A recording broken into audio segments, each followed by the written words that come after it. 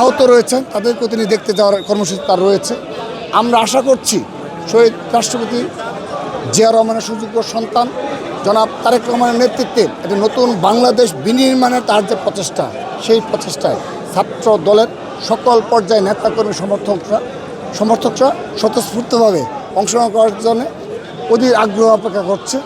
এবং আরেকটি বিষয় শুধু বলবো, ইনকিলাব মঞ্চের প্রতি আমার একটা আহ্বান থাকবে, সেটি হলো তাদের এই ব্যানারে যেন কোনোভাবেই কোনো দুষ্কৃতিকারী কিংবা কোনো ষড়যন্ত্রকারী কিংবা যারা বাংলাদেশকে অস্থিতিশীল করতে চায় কিংবা যারা বাংলাদেশের স্বাধীনতা বিনষ্ট করতে চায়, তারা যেন এই ব্যানারে কোনোভাবেই অনুপ্রবেশ করার সুযোগ না পায়।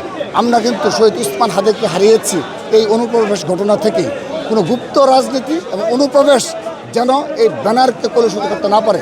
এটি শহীদ ওসমান হাদি রেখে যাওয়া একটি পবিত্র আমানত। এই পবিত্র আমানতকে কেউ যেন কলুষিত করতে না পারে, কেউ যেন এই ব্যানারকে আবারও কোনো অনুপ্রবেশের সুযোগ নিয়ে দেশকে অস্থিতিশীল করতে না পারে।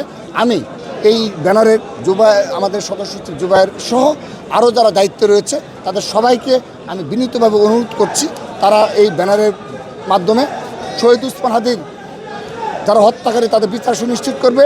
কিন্তু সেই সাথে বাংলাদেশ বিনির্মাণে শহীদ ওসমান হাদির যেটা প্রচেষ্টা ছিল, গণতন্ত্র এবং একটি স্থিতিশীল বাংলাদেশ এবং বাংলাদেশের স্বাধীনতা সার্বভৌমত্ব রক্ষার যে প্রচেষ্টা ছিল, তারা সেই পবিত্র দায়িত্ব পালন করে যাবে, কিন্তু কোনো ষড়যন্ত্রে কাউকে লিপ্ত হতে দেবে না। সবাইকে ধন্যবাদ।